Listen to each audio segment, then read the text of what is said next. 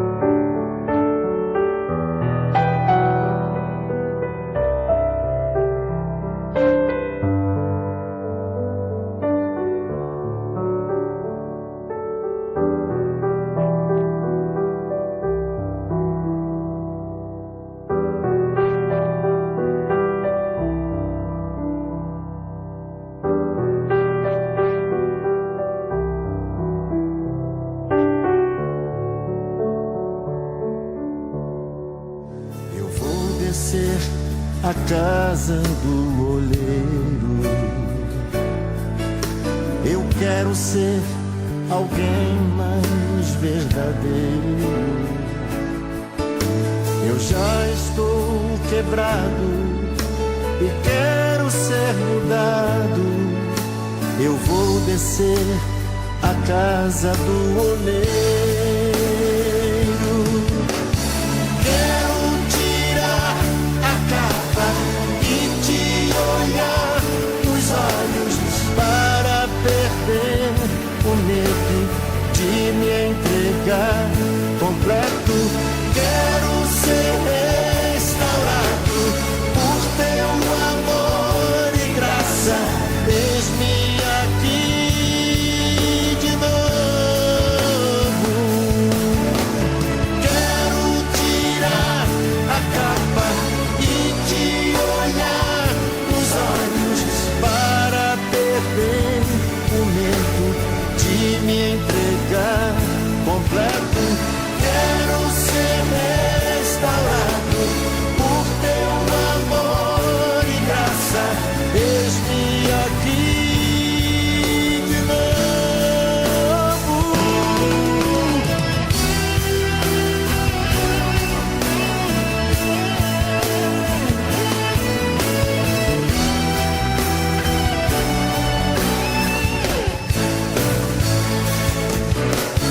Quero tirar a capa e te olhar nos olhos para perder o medo de me entregar completo. Quero ser restaurado por teu amor e graça. Eis-me aqui de novo.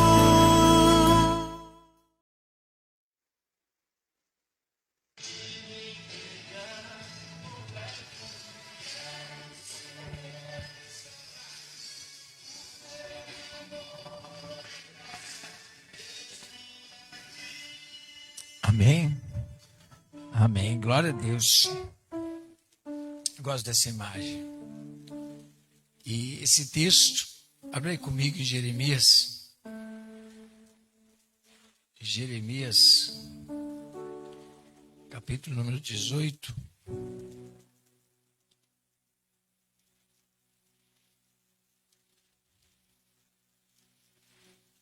Eu acho que depois de a gente ter ouvido tantas palavras através de Romanos, acho que a gente ficou meio quebrado, né? Foi quebrado. Quebrado é desconstruído. Não adianta a gente chegar construído para Deus.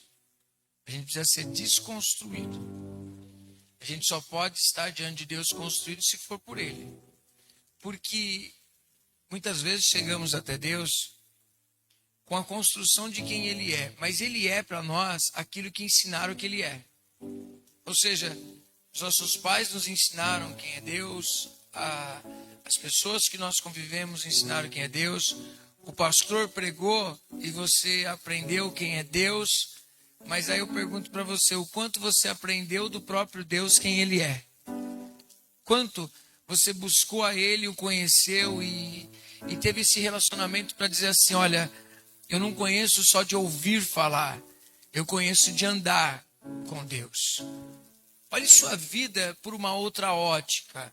Não por uma ótica daqui para o céu, mas do céu para a terra, dizendo assim, o quanto eu conheço desse Deus que eu tanto falo dele, o quanto que eu tenho as marcas dele na minha vida de ser moldado. E desconstruído e despido diante de Deus, eu quero nessa noite dizer, Senhor, me reconstrói. Me reconstrói, mas me reconstrói segundo a sua vontade. Me molda. E como é que Deus vai fazer isso? Como é que Deus vai trabalhar?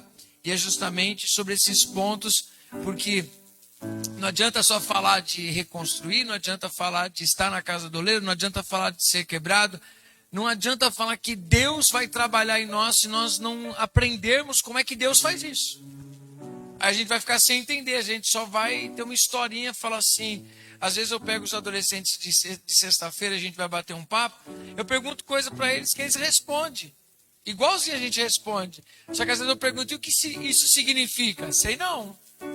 Mas mas aprenderam, ouviram os pais falar, ouviram o apóstolo falar, ouviram a gente falando, mas às vezes eles não sabem também o que fala, só que não são os adolescentes. Nós muitas vezes não sabemos aquilo que nós estamos falando. Aprendemos a falar copiando as outras pessoas, mas não sabemos muitas vezes o que aquilo significa.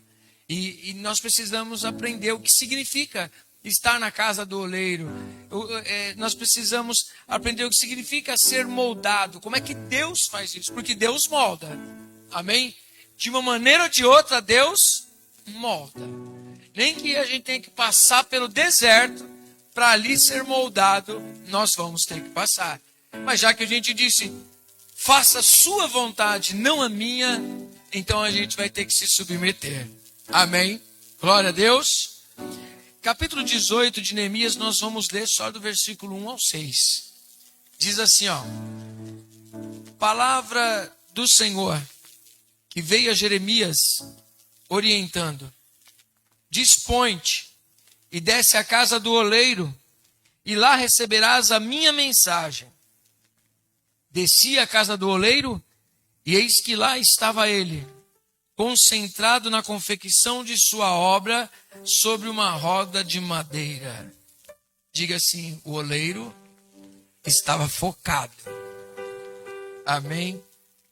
Esses dias eu estava em casa assim, falando com Deus, e aí veio algo no meu coração assim, pastor Vitor. Não é ter energia, é como você a despende, é aonde você coloca a sua energia. Não basta ter energia e não saber onde você coloca ela. Às vezes a gente coloca energia em coisa errada. Às vezes a gente perde a nossa energia com coisas que não vão edificar em nada. Ou seja, nós precisamos concentrar a nossa energia. Ou seja, o meu foco precisa estar em um lugar com um propósito e eu preciso estar com a minha energia canalizada para aquele propósito. Amém? É uma dificuldade. Quantas coisas nos distraem? Sim ou não?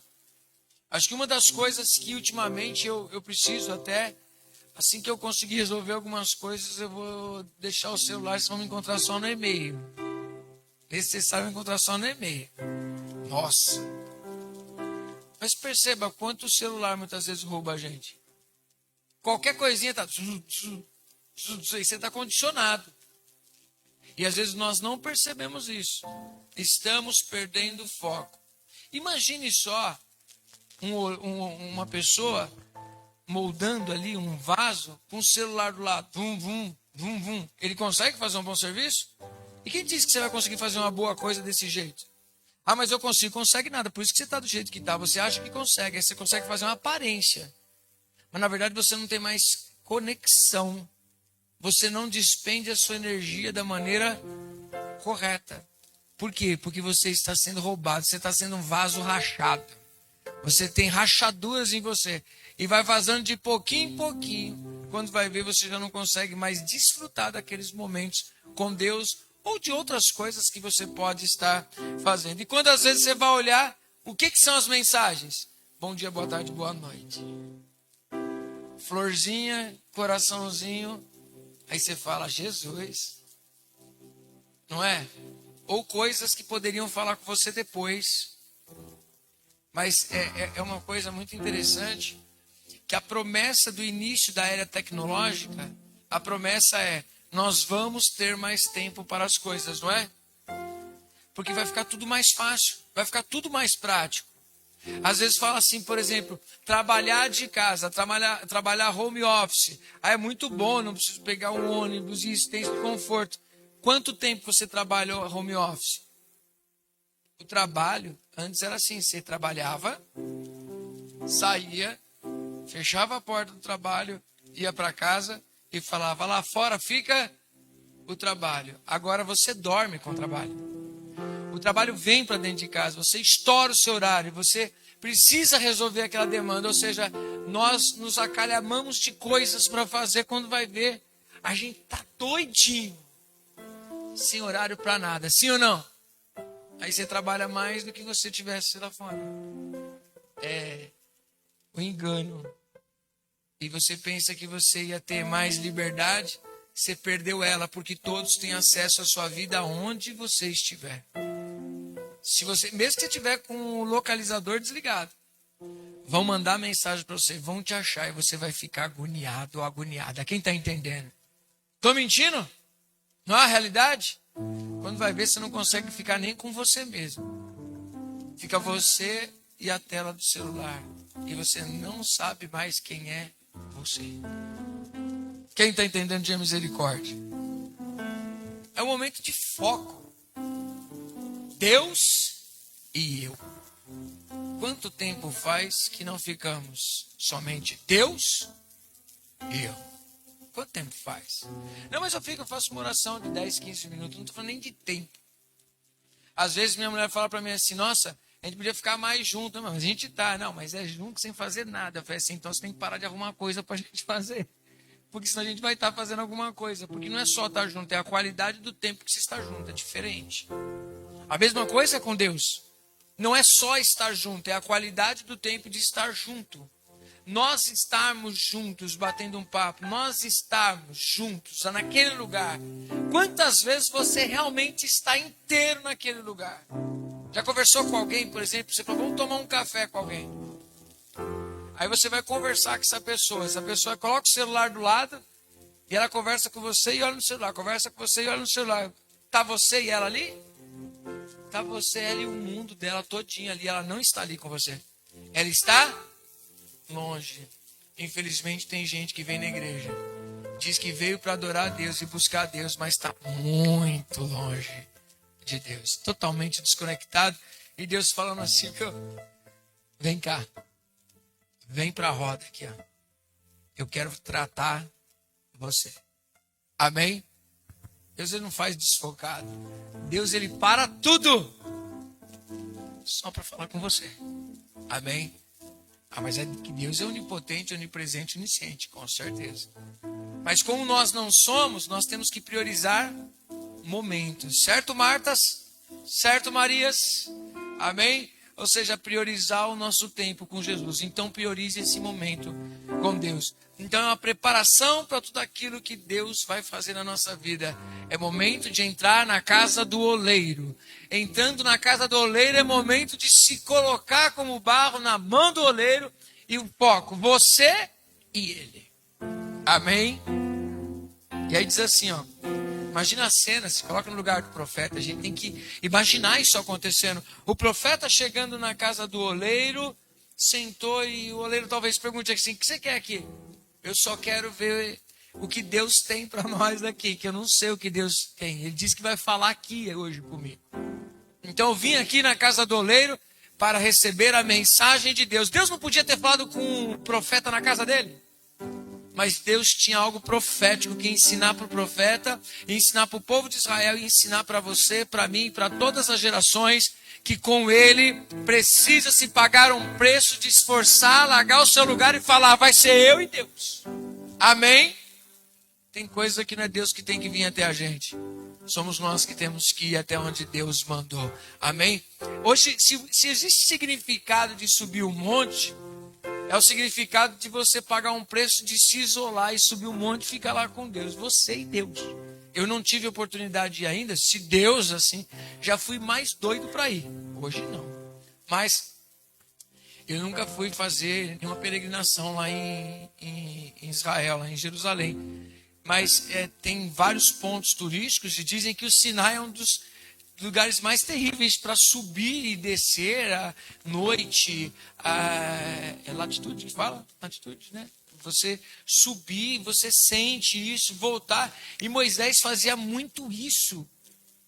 Preste atenção que isso é ensinamento para você e para mim. Porque se você não é líder na igreja, você é líder da sua vida. Você tem que ter autogestão. Amém? Então todo líder precisa ter momento a sós com Deus. Quando o povo estava comendo ali, ó, no celular de Moisés lá embaixo, Deus falava assim, Moisés, sai daí e vem aqui, porque eu quero falar com você. Deus quer falar com o líder. Deus quer falar com você. Aí sim nós teremos direção. Amém? Diz assim, ó. Desci, ou seja, ele obedeceu. Desci à casa do oleiro e eis que lá estava ele. concentrado na confecção da sua obra sobre uma roda de madeira. Contudo, o vaso de barro que ele estava formando estragou-se em suas mãos. Aonde que ele estragou? Nas mãos do oleiro. Ou seja, o oleiro estava trabalhando. Alguma coisa aconteceu ali que o vaso desmanchou. Você percebeu? Quem já teve a oportunidade de tentar fazer um vaso? Alguém já teve? Eu já tive essa oportunidade. Já teve, Fátima? Eu tive essa oportunidade, pastor. Eu fui, na época que eu trabalhava numa empresa, e a gente precisava fazer uma lamparina daquelas antigas que só encontra em filme. E você não achou nenhum lugar para vender. E precisava para fazer uma cena com isso. E aí eu fui atrás de um artesão. Eu encontrei uma artesã e ela fazia. Coisinha linda. Pirizinho, lugarzinho de colocar a velhinha, um negocinho para pegar assim, tudo perfeitinho. E eu fiquei olhando e eu já conhecia da palavra. E eu fiquei lembrando desse texto. E ela falou assim, você quer tentar fazer alguma coisa? Eu falei assim, eu quero. Tão fácil vendo ela fazer, né? Vai ser facinho. A gente olha esse filminho aqui e vê o cara, ele coloca a mão e faz assim, assado. Fala, nossa, coisa mais fácil. Meu irmão. E olha que não era elétrica. Ela ia ali assim, ó. Na manhinha, só rodando. Ela falou, vai devagar. Entendeu que não ficou bom, né? Não tem um negócio. E ela foi fazendo dela, ficou tão bonito. E olhando, era tão fácil, gente. Mas não sai o negócio, gente. É aquele negócio que nas suas ideias, fácil. A realidade é outra, né? Às vezes vem uns vídeos, né, Carlos? O pessoal fazendo umas artes lá no jiu-jitsu. Fala assim, eu vou aplicar isso daí um dia lá. Eu vi na internet o cara fazendo. E para fazer. É fácil, pastor? É nada. Só nas ideias que é fácil as coisas, né? Mas olha só. Diz assim. Contudo, o vaso de barro que ele estava formando estragou-se em suas mãos. E ele o refez, moldando outro vaso de acordo com o seu desejo. Então o Senhor dirigiu-me sua palavra dizendo, por acaso não poderei eu fazer de vós, como fez este modesto oleiro com sua obra de barro? Indaga o Senhor, eis que como barro nas mãos do oleiro, assim sois vós na minha mão, ó casa de Israel. Amém? Assim como o barro nas mãos do oleiro, assim sois vós em minhas mãos, ó casa de Israel. E a gente vai trabalhar justamente esses pontos aqui, preparatórios, para tudo aquilo que Deus vai trazer para nós. Esse texto aqui é um texto que nos arremete a coisas que não faz muito parte do nosso dia a dia. Por exemplo, quadros. Talvez, quanto custou o quadro mais caro que você já comprou? Quem já comprou algum quadro aí? Já comprou quadro? Quanto você pagou nesse quadro aí? 200, 300 reais? Foi uns mais? 1.000? 3.000? 3.000 reais num quadro. Não é barato. Não é barato. Ele é uma pintura? É um desenho. Mas um artista fez ele. Ele é uma pintura feita por alguém, um artista pintou ele e tal. Não entendi. Você não entende a pintura? Mas é uma coisa interessante também. Que a gente vai ver isso daí. Que a pintura, para o artista, tem um grande significado. E você precisa captar o artista na sua obra. Amém? Então você precisa olhar para o quadro e você precisa entender ele. Quem entende de arte, ele tenta compreender a alma do artista. Você não achou a alma dele, né? Você não achou a alma dele ainda, né? Então, mas é interessante que a arte tem essa característica. Se você, por exemplo, for comprar uma arte digitalizada, feita em série, é um preço. Então, se você pegar, por exemplo, uma pintura de um leão, que na verdade é uma réplica industrializada, ao invés de uma pintura manual, tela, óleo, isso, aquilo, outro, aquelas artes todas, o pincel tal, com aquela cor tal, uma cor especial que o artista quis colocar aquilo. Sabe aquelas pinturas abstratas, né, pastor? Que ninguém entende, não sei se o artista também entendeu. Tipo, parece que uma criança fez aquele negócio. Ela foi uma criança que fez isso daí, né?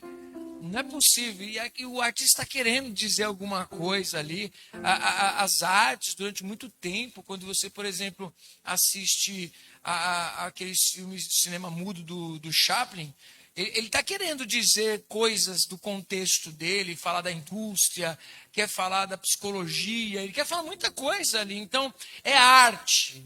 Então está querendo expressar as coisas ali. E a gente sabe que a arte bem feita, ela tem o seu determinado valor.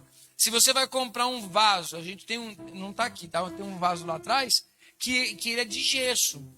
Mas quem olha, ele é bonito. Nossa, é lindo, mas não pode bater num canto que ele estoura todo, né? Se você for colocar água dentro dele ou plantar alguma coisa, não vai servir, porque vai ficar todo molhado. E quando você puxar assim, ele estoura todo, porque é de gesso, ele não tem essa proposta. É só decorativo. Às vezes nós temos outros tipos de vasos que você não pode colocar nada dentro. É só decorativo, só para você colocar ali em cima do móvel e tudo mais. Cada um tem sua característica. Amém? Assim somos nós.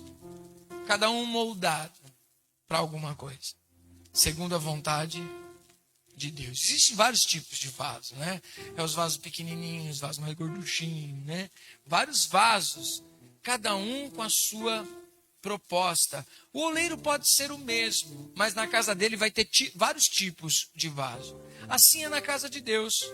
Deus é o mesmo oleiro, da sua vida é o mesmo meu, mas Ele quer te usar de uma maneira e quer me usar de uma maneira. E para cada maneira, Deus vai nos moldar segundo o propósito dele. Amém? Mas algumas coisas muito interessantes para os nossos dias, falando de tudo isso, vamos analisar algumas características de trabalho artesanal. Não sei do que você gosta. Às vezes a gente vai deixando para fazer trabalhos artesanais quando a gente vai ficando mais velhinho, né? A gente fala assim, agora eu estou com tempo. Aí tem gente que fala assim, agora você vai pintar pano, agora você vai pintar quadros, vai fazer aquarela, sei lá, fazer alguma coisa para ocupar a sua mente, né? Eu não sei se você está nessa idade, eu não estou nela ainda, né? Espero estar pregando muito da palavra de Deus como terapia para minha vida. Não quero estar pintando, não. Mas eu até gostei, uma época, de desenhar. Mas algumas características bem legais para a gente pensar. Quem gosta de coisa rápida? Quem gosta de coisa rápida aí? Coisa rápida, né, Fê? O mais rápido possível, pelo amor de Deus. Tipo, às vezes a gente quer... Eu tenho uma coisa que eu sou muito acelerado. Livro. Eu quero muito ler o livro e já saber tudo dele. Mas espera aí, você tem que ler.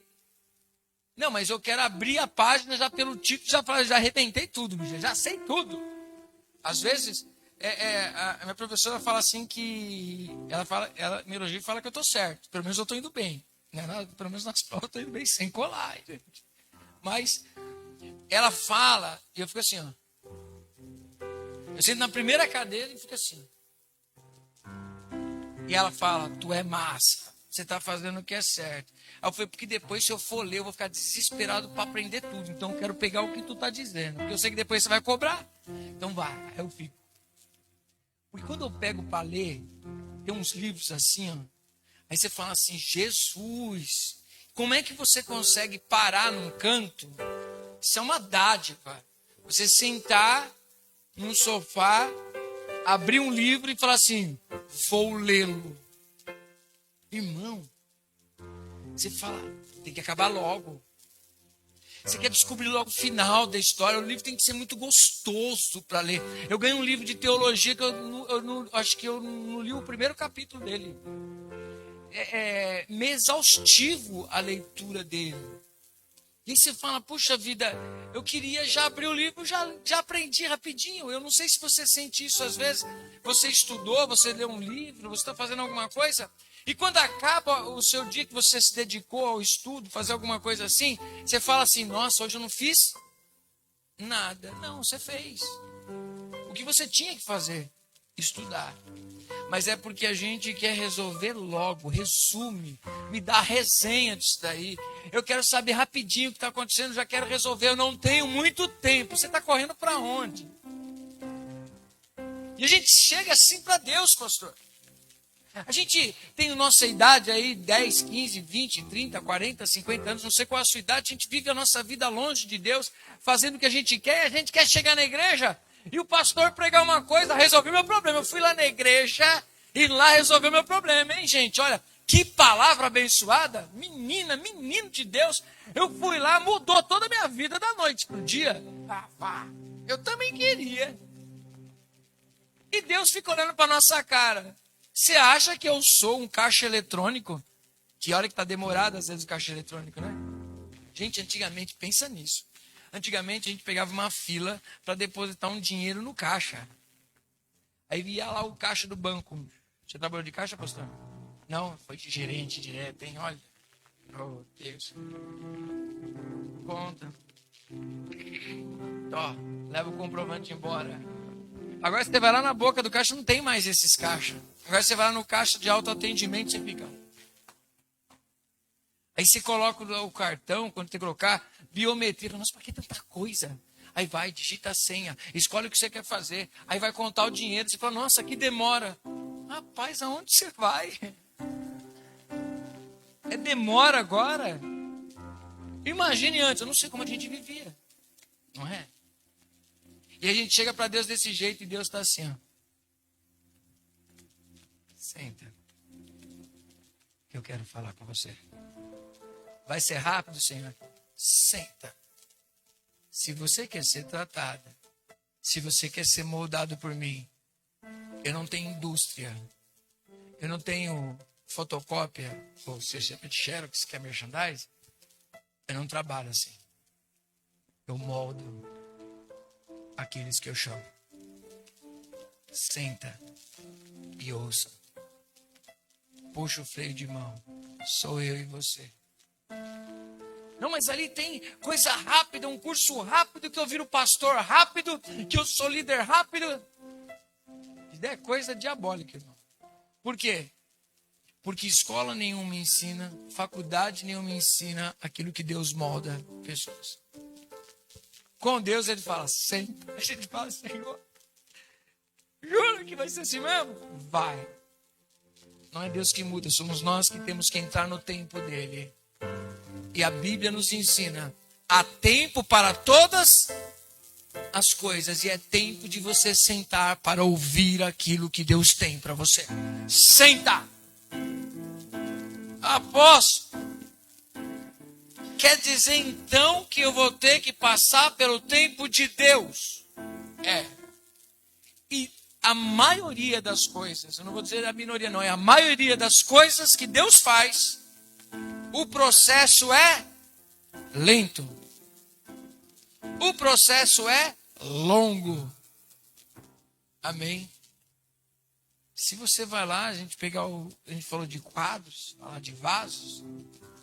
Você vai lá na indústria, lá você cata aquele monte assim, ó, de quadros assim, para você escolher qual que você quer. Agora, do artesão, ele nunca vai conseguir pintar um quadro do mesmo jeito que o outro. Cada quadro vai ter a sua essência, vai ter a ideia dele ali. Aí você vai ter que aprender a entender a ideia dele. Deus faz da mesma maneira conosco. Então não olhe para a vida dos outros, o tempo do outro. Olhe o seu tempo. É tempo de Deus para a tua vida.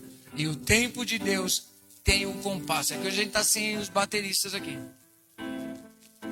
Mas o tempo da música é essencial, não é? É essencial. Não basta só cantar no tom. Você tem que cantar também no tempo. Se a gente cantar tudo atropelado, não vai casar, não vai ornar, não vai ficar bonito. Assim Deus também tem o tempo dele. Você vai precisar entrar no tempo de Deus. Ó. Não. No tempo de Deus, espera. É isso que Jesus ensina para os seus discípulos. Se você tem fé, você vive no tempo de Deus. Como assim, Senhor? Eu posso descansar. Por quê? O tempo de Deus entra no barco, dorme, você vai chegar do outro lado. E o tempo dos discípulos, a gente vai tudo morrer e não vamos chegar do outro lado. Está fora do compasso de Deus. E na maioria das vezes, eu e você estamos fora do compasso de Deus. Agimos atropelando esse tempo de Deus. Você e eu precisamos aprender o tempo de Deus. Por causa da gente estar fora, a gente toma decisões fora de tempo. Às vezes são decisões que a gente poderia tomar naquele momento e não tomamos. Ou seja, estamos fora do tempo, perdemos a oportunidade. Mas por que a gente perde a oportunidade? Porque a nossa cabeça não está ligada nas oportunidades, não está conseguindo ver o cenário, porque a gente está sempre acelerado. Nós precisamos desacelerar. Olha eu pregando isso, gente. Quem está entendendo, diga misericórdia. Às vezes, eu confesso que tem gente que fala assim, nossa, eu vou empurrar na ladeira para ver se pega no tranco, porque o negócio é muito demorado.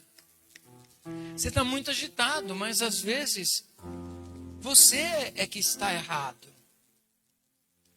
Quantas vezes você coloca um cartão de débito e confere o valor que você está digitando sua senha? Ah, mas o que tem a ver? O que tem a ver? Há muito tempo atrás eu aprendi a olhar isso daí, sabe por quê?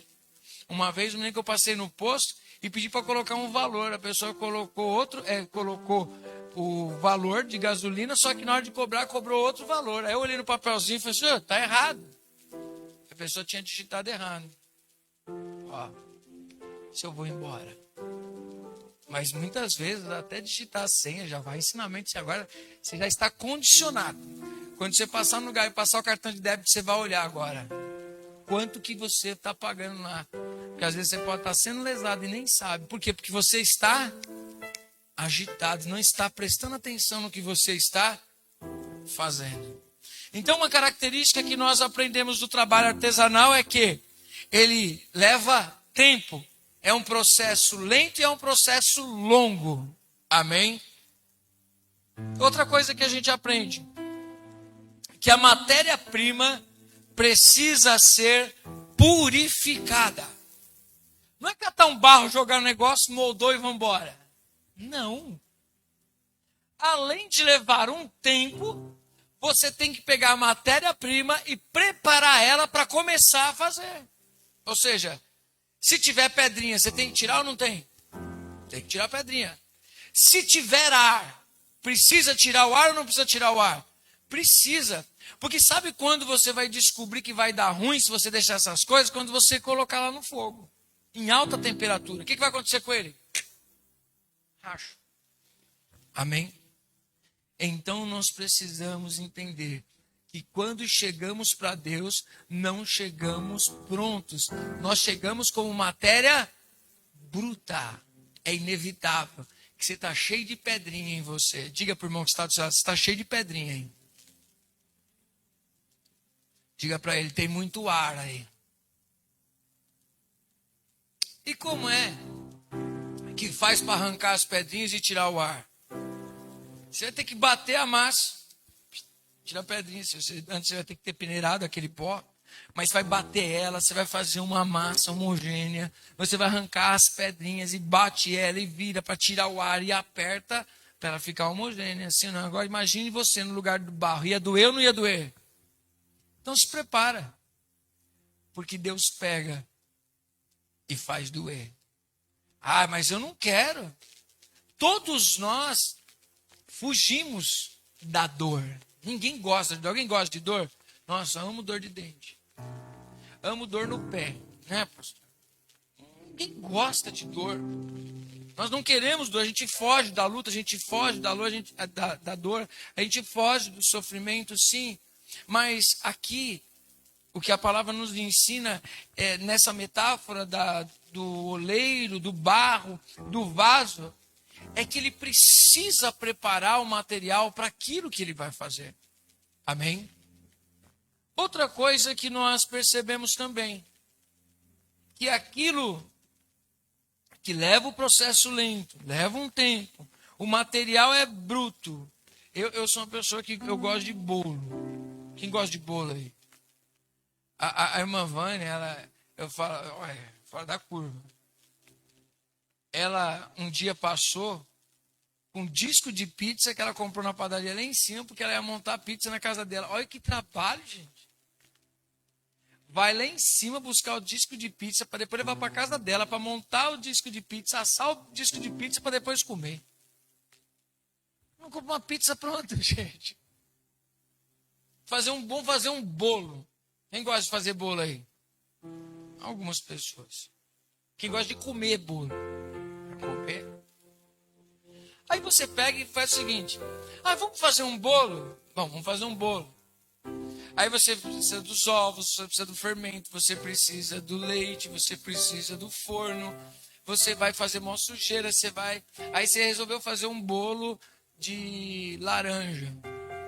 Aí vai fazer o suco, aí você vai untar a forma, aí você vai pegar, fazer todo aquele trabalho, não sei o que. Você tem que gostar muito, gente, porque ali na boloterapia você vai lá e compra o bolo e paga 25 conto e come o bolo e pronto. Para que todo esse trabalho? Olha só a praticidade de coisas simples da nossa vida. E Deus está dizendo, não, eu gosto de quebrar o ovo, de untar a forma e colocar no forno. Aí você fala, não, Deus está de brincadeira, acelera esse processo. Aí Deus diz assim, dá trabalho? Sim, e para mim não tem problema nenhum, porque ainda que dê trabalho, eu vou continuar fazendo desse jeito. Ser humano é um bichinho trabalhoso, sim ou não? E louvado seja Deus que Ele é Deus. E Ele não desiste da gente. Porque uma coisa interessante, por mais que dá trabalho, o vaso se desfez, mas ele não jogou o barro fora. Ele pegou o mesmo barro, ou seja, ele não desprezou aquele barro. Ele pegou do mesmo barro e vai fazer um vaso segundo a vontade dele. Isso me dá esperança para dizer o seguinte: Deus não desiste de nós. Se nós nos colocarmos na roda, se nós suportarmos o processo, se nós entrarmos no tempo de Deus, Ele vai dizer, eu não vou desistir de você, vou moldar você, mas vai dar trabalho, não tem problema para mim. Eu sou poderoso para moldar a sua vida, eu não desisto de você. O povo de Israel é um povo trabalhoso. Olhar para o livro de Jeremias é um livro que o profeta está falando de um cativeiro. E Deus vai usar o cativeiro para ensinar para o povo que eles não moldam Deus, é Deus que molda eles. Ninguém usa Deus ao seu bel prazer. É Deus que nos criou com um propósito. Amém? Então, logo, como Paulo disse, o oleiro tem poder sobre o vaso. Amém? Vai dar trabalho, mas Deus não vai desistir. Vai ficar bonito no final, amém? Você crê? Vai ficar bonito no final? Você não vai ficar mal acabado, você vai ficar bem acabado, em nome de Jesus. Outra coisa que a gente aprende: não adianta fazer as coisas ao contrário. Não adianta eu pegar simplesmente jogar ovo, jogar farinha, jogar fermento e enfiar lá dentro do forno e vai sair o bolo. É assim? Não. Não atropele processos. Primeiro você vai pegar, vai bater o bolo, aí depois você unta a forma, enquanto isso o forno vai aquecendo, aí você vai colocar ali, depois você coloca. Não dá para já. Não, só se já comprar pronto. Existem processos que não podem ser acelerados. Quem já comeu um bolo, por exemplo, por causa do desespero, comeu ele cru. Né? É cru. Você já comeu? Aí, tá vendo? Falta de paciência. É isso. Tá. Eu quero comer, vai comer. Fala assim, nossa, deve estar gostoso, está quentinho. Aí passa o negócio, está cru por dentro. Aquele bolinho de chuva que vovó fazia, mamãe fazia. Minha irmã gosta daquele que fica dentro, fica um molenguinho assim, né? Tem gente que gosta dele todo fritinho. Vai do desespero. Não vai do desespero? Depende do desespero, você vai comer cru. Porque atropelou processos. Tem coisa na nossa vida que por atropelarmos processos, nós comemos cru. E às vezes dá uma dor de barriga terrível. Quem não respeita o processo do casamento, quem não respeita o processo do namoro, quem não respeita o processo do investimento, quem não respeita processos, atropela processos. E quem atropela processos acaba se dando mal. Por isso que muitos jovens acabam fazendo as coisas erradas, porque atropelam processos. E às vezes não estão entendendo o que a gente está falando. Vai estar dizendo, não, você está querendo me impedir, você não quer que eu faça isso, você não quer que eu faça aquilo. Não! Eu só não quero que você atropele processos. Eu falo para meus discípulos, eu falo para eles, ó, façam isso por quê? Porque é o processo. Então é só inteligência, não é, eu não sou o grande segredo. O grande segredo é não atropelar os processos. Porque quando você não atropela o processo, sabe viver cada momento no tempo e cada processo, quando você for desfrutar, você vai desfrutar de coisas boas na sua vida. Por isso que a vontade de Deus é boa, é perfeita e é agradável, mas você está disposto a não atropelar processos? Hoje nós temos muitas pessoas que têm o título de pastor, são pessoas que às vezes estão à frente da igreja, são pessoas que às vezes são líderes, e as pessoas atropelaram processos. Ou seja, estão cru. Aparentemente você fala, nossa, tá assadinho, mas se você pegar e enfiar o garfo mesmo lá no fundo, no meio assim, você fala assim, tá cru, tá cru. O ruim é que às vezes vai descobrir que está cru quando você já abriu e não dá mais para voltar para o forno. Não atropele processo na sua liderança. Não atropele processo nenhum na sua vida. Saiba viver os processos. Para que você desfrute os processos. Porque isso tudo vai trazer resultado para a sua vida. Já pensou? Eu falo, pessoal, eu amo aconselhar pessoas. Principalmente nas coisas que eu fiz errado. Porque é o risco dessa pessoa errar menos. Não é? Eu atropelei processos. Só que processos que eu não consigo voltar atrás. Então, quando você conhece uma pessoa que ela não precisa passar pelo que você passou, você ajuda ela a não atropelar esses processos. Respeitar processos para chegar e colher benefícios de uma obediência a processos que Deus colocou que são imutáveis. Amém? Agora, coisas boas que existem. Como disse, a peça é única. Você não vai encontrar o mesmo quadro, o mesmo vaso, do mesmo jeito, em qualquer lugar.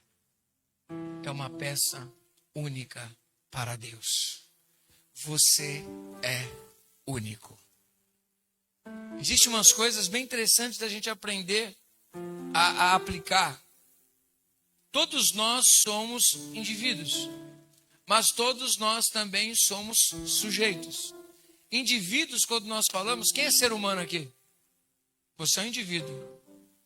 Mas quem tem uma história que é diferente da minha aí? Você é um sujeito. Ou seja, como indivíduos, nós temos a nossa personalidade. Eu, pastor Vitor, somos seres humanos e temos a nossa história, mas como sujeitos, cada um tem uma história de vida, cada um tem a sua maneira de ser, a sua história, seus acertos e seus erros, e isso é individual, é seu, não é de mais ninguém. Amém? Por isso que tem desertos que a gente passa que não é do outro, é de quem? É nosso. Não é do outro, não é do irmão, não é do pai, não é da mãe, é nosso. Uns que Deus coloca e outros que a gente vai com a nossa perna. Mas é interessante que a obra artesanal, ela é única. Nunca você vai replicar da mesma maneira. Outra coisa que a gente aprendeu também, que a gente já comentou, que expressa o sentimento do artesão. Imagine a conexão da peça com o artista. Imagine a conexão sua com Deus. Amém? Olha só. Tem valor maior do que aquelas que são replicadas em série, aquelas que são industrializadas.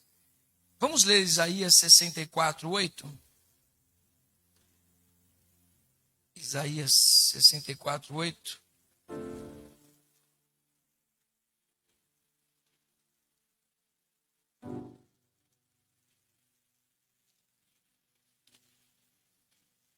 Diz assim, ó. No entanto, o Senhor, ó Senhor, Tu és o nosso Pai. Nós somos o barro. Tu és o oleiro.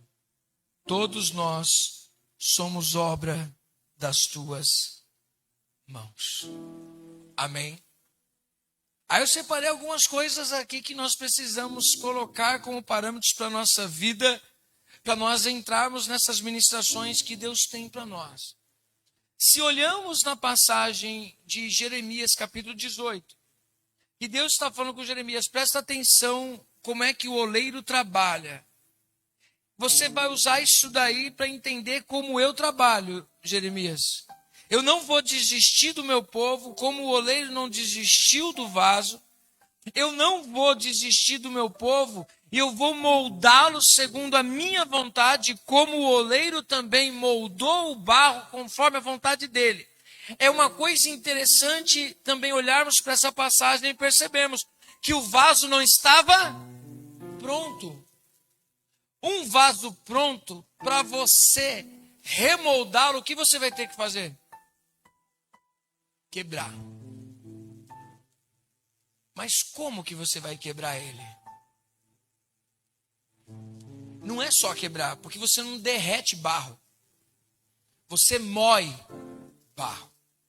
Um barro, depois de formado um vaso, que você quer usá-lo, dependendo do tipo de vaso que você fez, mas você quer usá-lo, você vai ter que moer ele todinho, em pó miúdo, para depois começar todo o processo. Sim ou não? Então, enquanto nós não estamos prontos, nós estamos em formação. Enquanto estamos em formação, há tempo de remoldar você. O dia que você entender que você já está pronto como vaso, se Deus tiver que moldar você segundo a vontade dele, ele vai ter que te levar aonde? No pó. Misericórdia.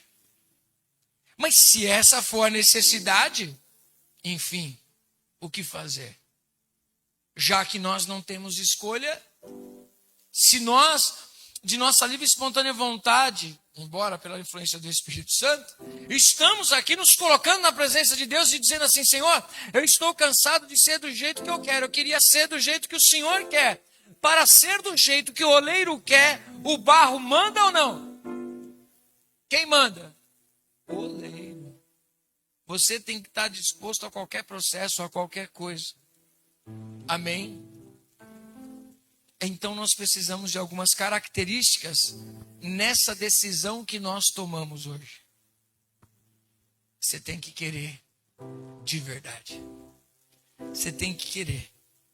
Segunda coisa que além de você querer, você tem que se entregar. Terceira coisa, você precisa confiar. Mas não é confiar somente em mim que estou pregando a palavra. Confiar no que eu estou dizendo com base bíblica. Mas você precisa confiar que Deus te ama, que Deus quer moldar você segundo a vontade dele, e você poder descansar e falar, Senhor, pode fazer o que o Senhor quiser. Só que tem uma outra característica também. Essa é imprescindível, não pode faltar. Submissão. Se submeter. Dizer, olha, ok, eu me submeto à liderança. Porque é uma coisa muito interessante isso. Tem gente que diz assim, por exemplo, eu sou submisso ao pastor Vitor, mas eu tomo as minhas atitudes. Eu sou submisso? Não sou submisso. As minhas atitudes são contrárias ao que ele, como líder, está colocando para mim. E eu não ajo segundo aquilo. Eu posso dizer no meu texto que eu sou submisso, mas na verdade eu não sou submisso. Eu não acato a autoridade dele, eu não acato a palavra dele. Tem gente que diz assim, eu sou submisso a Deus. mas não acata a vontade de Deus. A pessoa faz segundo a sua vontade, mas ela diz, eu sou uma pessoa submissa à vontade de Deus.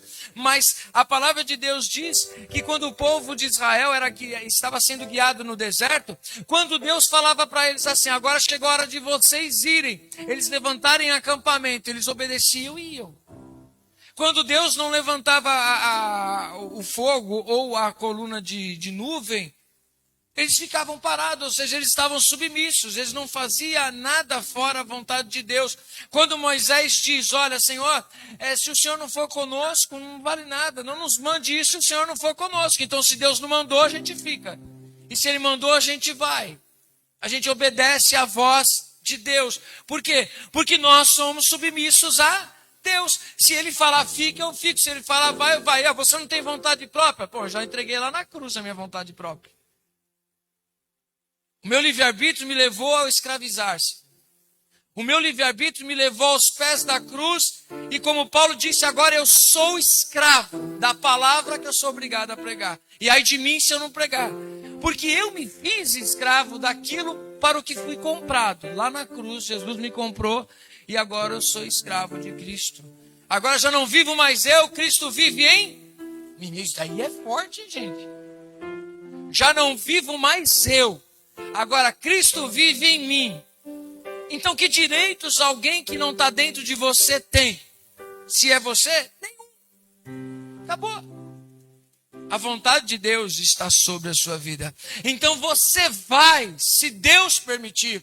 Você faz, se Deus permitir. Caso contrário, você não faz, você não vai. Aí eu pergunto para você, na sua vida, o que você tem feito? Você tem perguntado para Deus ou você tem agido conforme o que você quer? Isso tem uma enorme diferença. Porque esses dias a gente estava conversando sobre isso no Paval de Jaboque, né, pastor? Aí eu acredito nos sonhos de José, porque José tinha os sonhos de Deus, que José foi honrado por Deus. Então, mas qual era o sonho de José? Se for interpretar o sonho de José, o que ele gostaria como ser humano, ele queria que os irmãos dele se dessem mal. Se fosse pensar ele como ser humano, ele queria ser o cara que domina todo mundo. E era isso que Deus queria? Não, ele entendeu. O processo que ele passou fez ele entender que o que Deus tinha para ele era que ele cuidasse de uma nação, é que ele cuidasse de pessoas, era que ele cuidasse dos irmãos dele. Mas se ele não passasse pelo processo, ele matava todo mundo. Se você não passar pelo processo, você não vai viver o que José viveu. Então você precisa passar pelo processo. Amém? E como que a gente passa no processo? Sendo servo. Se Deus colocar a gente na prisão, o que a gente faz? Vamos ficar na prisão e vamos fazer a vontade de Deus e ser um bom prisioneiro. Mas se Deus colocar a gente para ser escravo na casa de Potifar, vamos ser um bom servo na casa de Potifar. E se Deus colocar a gente para reinar com o faraó, nós vamos ser um bom servo. Servo de quem? De pessoas? Não. Antes de ser servo de pessoas, nós vamos ser servos de Deus. Se submeter é isso. Se submeter, você não precisa entender. Você só precisa estar. Ponto. Amém? E por último, nós precisamos suportar as pressões. Alguma coisa aconteceu aqui, se a gente olhar pelo lado histórico do que Deus está querendo dizer, a gente vai entender. Mas olhar para o cenário do oleiro trabalhando naquele vaso, a gente não vai perceber o que foi que aconteceu. Mas a gente vai perceber uma coisa, a gente pode pensar isso e não vai pecar. Principalmente entendendo o contexto no qual Deus está falando com Jeremias. Que o vaso que estava sendo formado não suportou o processo da moldagem do oleiro. Olhando para o povo de Israel, foi isso que aconteceu. Ele não suportou a pressão. Aí Deus tem que refazer todo o processo. Refazer vai demorar mais um tempo ainda da sua vida. Se construir leva um tempo, reconstruir leva um tempo dobrado. Quem está entendendo? E às vezes, deixa eu dizer uma coisa para você, eu acho que isso, a gente levar para casa é isso e olhar para a nossa vida. Tem um monte de gente na igreja, um montão. Tudo engenheiro de obra pronta. Já viu engenheiro de obra pronta? Já está tudo pronto, ele chega dando a opinião dele. Engenheiro de obra pronta. A gente chega para Deus e fala, Senhor, está aqui. A gente vai passar o Cadane passou e o pastor Vitor passou na casa deles arrumando lá. Tem coisas que se for para fazer direitinho, tem que fazer como, Dani? Derruba tudo e recomeça. Não é? Dá? Não dá. Mas como que fica? Vai dar menos. Vai ter que adaptar, mano. Você vai tentar fazer o melhor. Mas nunca vai ficar o perfeito. Fique feliz com aquilo. Sabe? Não estou falando que ficou assim o cano, mas às vezes você olha aquela construção que aquele cano ficou ali, mano. Para você tirar daí, você vai ter que desmontar toda a laje. Então deixa aquele cano, faz um desenho, uma arte nele, para ficar bonito.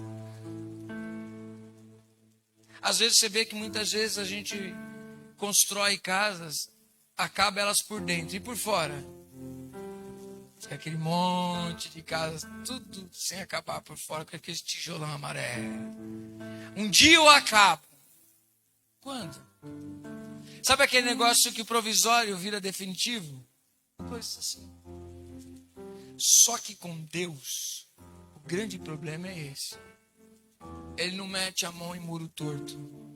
Pelo contrário, com a palavra de Ezequiel, ele pega o nível e o prumo. E o que ele faz? Ele coloca. Então a gente olha assim, é igual quando prenderam o pallet. Passei, olhei e falei, tá torto? Tá não. Tá torto. Não tá, tá torto. Nem que você fique assim. É só colocar o nível. Você vai ver que tá torto. É só colocar o nível na nossa vida. E vai ver se estamos tortos ou não estamos desnivelados. É só pegar aquele escutador de pedreiro, que é o prumo. Você coloca aqui assim, ó, e vai bater certinho. Se ele ficou aquela barriga assim, irmão, na hora que você for rebocar, você vai ver o quanto você vai gastar de massa ali. Então, antes de qualquer coisa, sabe o que Deus vai fazer? Desconstrói. Desconstrói. Coloca tudo no chão e recomeça. E já que a construção é longa, se o seu sonho é grande, comece rápido, porque mais rápido você desfruta dele. Então não comece construindo da metade que caiu e ficou meio torto, mas aí depois você corrige na massa, que isso é mentira.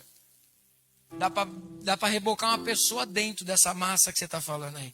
Faz isso não. Começa lá de baixo. Não, mas o pedreiro é experiente. O pedreiro disse que dá certo. Não dá. O maior construtor é Jesus Cristo. E ele disse, aqueles que ouvem a minha palavra e praticam, edifica sobre a rocha. Aquele que não ouve as minhas palavras e não as pratica, edifica sobre a areia. Essa foi a palavra do verdadeiro construtor, o Filho de Deus, o nosso Senhor Jesus Cristo, que está dizendo para nós, desse jeito, a obra não vai ficar boa. Do seu jeito vai dar ruim. Diga para o irmão que está do seu lado, do seu jeito vai dar ruim. Nossa, apóstolo, mas a gente vai construir alguma coisa aí? O senhor está pretendendo construir? Deus o livre, irmão. Não estou com paciência para isso, que dá muito trabalho. No entanto, estamos edificando a nossa vida espiritual, estamos edificando o casamento, estamos edificando namoro, estamos edificando empresa, estamos edificando a vida dos filhos, estamos edificando a nossa vida, estamos edificando o nosso trabalho, estamos edificando a nossa faculdade. Nós estamos sempre edificando alguma coisa. O que é que você está edificando? Sabe quando você vai ver? A hora que vier as dificuldades. Aquele vaso bonito que não pode colocar nada dentro dele, ele fica só de enfeite. Ou então você vai colocar aquele vaso que você gosta tanto dele, mas ele está rachado, você vira o lado rachado para ninguém ver, ele fica lá. Você tem um desse em casa? Ninguém está vendo mesmo. Só fica de enfeite. Deus não quer ninguém de enfeite. Deus, ele quer encher você. Por isso que a palavra de Deus diz, odres novos com vinho novo. Ou seja, o reino tem que vir sobre a sua vida, mas não pode ter rachadura. Você precisa ser um com ele, você precisa crescer com ele. Amém? Essa é a proposta de Deus para nós. Então nós vamos ter que deixar Deus mexer na gente. Bater na gente. Surrar a gente. E esperar o processo. Não desista. No final, a obra vai ficar maravilhosa. Quando você vê pessoas que chegaram em lugares altos, são pessoas que passaram pelos processos. Você quer uma construção linda? Passe pelos processos. Você vai chegar num lugar maravilhoso. Construa da melhor maneira, porque afinal de contas é a tua vida. Você está satisfeito com a sua vida ou você quer algo a mais? Você quer chegar em algum lugar? Analise isso. Tem gente que, quando você vê muitas vezes, não estou dizendo que isso é geral, mas muitas vezes pessoas que decidiram não morar mais numa casa, viver em situação de rua, são pessoas que é isso, não quero mais nada na minha vida. Você pode sentar com ela, alguma coisa aconteceu na vida dela para levar ela naquela situação. Sabe aquelas pessoas que viram acumuladores compulsivos? São pessoas que perderam algo. Você pode ser, se você já assistiu isso, você vai ver que eles perderam algo muito importante para a vida deles. E desde lá, eles nunca mais conseguiram voltar atrás. E eles se apegam numa lata de sardinha velha de anos. Para que aquilo? Nossa, a pessoa tem problema. Às vezes nós estamos tendo problemas na nossa alma, que estamos nos apegando a coisas do passado, da nossa vida, guardando essa latinha de sardinha velha aí. E Deus está falando assim, você quer o processo? Joga fora. Gente, pra gente é absurdo. Mas as pessoas estão tão abaladas no seu mundo emocional, que elas não conseguem se desfazer de um tênis furado. Tênis furado alguém tem guardado em casa que gosta muito do conforto dele, né? Mas não consigo me desprender daquilo. Por quê? Aquilo já venceu, não é mais útil. Poxa, mas parece que tá bom. Tá ruim. Joga fora. Nem o rato quer, nem o urubu quer também. Joga fora, é lixo. Ah, mas eu tenho algo emocional com aquilo. Então você precisa resolver isso. Porque a gente está carregando um montão de lixão dentro da gente. A gente está carregando falta de perdão nas costas. Que eu falo que uma pessoa está dizendo assim, não perdoar uma pessoa é carregar um saco de batata nas costas. Saco de batata não fede. Gente morta nas costas fede. Carregar pessoas que a gente não perdoa, a gente carrega defunto nas costas. Defunto fede, gente. Defunto é tão ruim carregar nas costas que quando você senta numa mesa para falar de alguma coisa e cita o nome de uma pessoa, você fica endemoniado. Por quê? Porque você não liberou perdão para ela. A pessoa nem lembrou de você, mas você está com ela dentro de você. Vai lá para ela e reconheça que você não é melhor do que ela. Eu também falho. O problema é que a gente pensa que não falha, só os outros falham com a gente. Os pais falham, os filhos falham. Todos nós falhamos de alguma maneira. E a gente precisa aprender que nós não somos melhores do que os outros. E ter a humildade de dizer assim, eu libero perdão para você. Oi? Chama as duas e senta e conversa. O perdão traz cura. E o perdão tira pesos da gente. Eu não sei se você já teve um problema com alguém e você liberou perdão ou pediu perdão. Alguém já viveu isso? Já passou por isso? Como que acontece dentro da gente? Meu Deus do céu, o negócio é doido, gente. Doido. Parece que você cai um monte de corrente no chão. E você fala, eu não sabia. Deixa eu dizer uma coisa para você. Tem um negócio que chama doença psicossomática. Que é quando você está abalado no seu psique e seu corpo começa a ser afetado. Você toma remédio, não resolve. Você vai no médico, ele te revira de dentro para fora, de fora para dentro, não acha. E quando vai descobrir, o seu problema é emocional. Cabelo cai, coça o corpo inteiro, começa a nascer feridas na pessoa. Credo, apóstolo, libera perdão. Começa a tratar as suas emoções, você vai ver se isso não vai resolver você. Credo, apóstolo, é verdade? É verdade. Isso são impurezas dentro de um vaso. Como é que Deus vai encher um vaso da presença dele se o vaso está sujo? Esse copo aqui vou mostrar para vocês. Ele está limpo. E se esse copo aqui tivesse verde de musgo, tomaria? Mas eu coloquei água limpa. E daí? Que importa? O copo tá? Por que você quer coisa? Nós queremos, né? Você e eu, nós queremos as coisas novas de Deus, as coisas limpas de Deus em copo sujo. Do que adianta esse copo aqui rachado vazando a água aqui? Não resolver nada. Eu preciso de um copo que possa conter a água. Nós precisamos ser vasos que não sejam rachados, que possam conter a presença de Deus. Senão não adianta. A água limpa de Deus dentro do copo sujo que somos nós não vai dar certo. Ele não vai deixar a água ali. Deixa a água num canto, quando tiver um copo, coloca dentro dele. Aí ele vai lá, a gente faz o quê? É só lavar.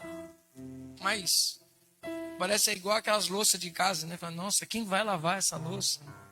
Meu Deus, é tanta coisa para lavar. Mas alguma hora vai ter que lavar, não vai? Ah, não, vou empurrar a sujeira para debaixo do tapete. Hoje. E amanhã?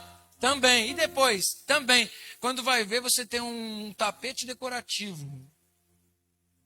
Tem um calo aí. O que aconteceu aí? Um monte de coisa debaixo do tapete. Aí você tira. Aí tem lata de refrigerante, pizza véia.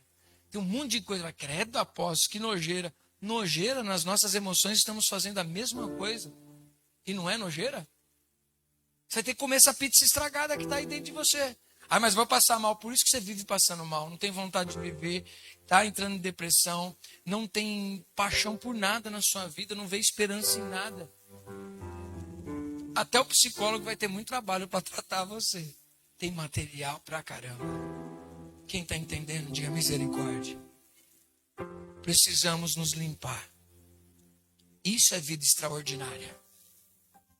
Você poder andar na rua, levantar a cabeça e falar assim, não devo nada para ninguém. Estou em paz.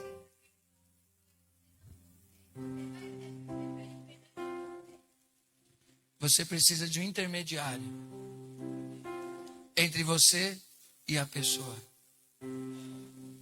Às vezes, nós não conseguimos se não tivermos pontes. Pontes que nos unam. Ah, apóstolo, as pontes nos unem. Sempre existe, minha filha, um elo de ligação.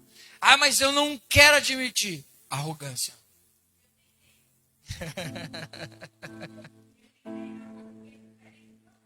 Precisa colocar um elo. Precisa de um elo. Precisa de um elo. Quem é crente na história?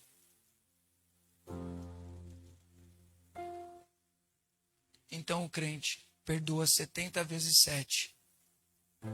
Amém? Amém? Então parte de nós. Parte de nós. O crente 70 vezes 7. Mas a pessoa não merece. Vamos lá. Quem de nós merecemos o perdão de Deus aqui? Levanta a mão. Quem merece o perdão de Deus? Nós somos melhor do que Deus?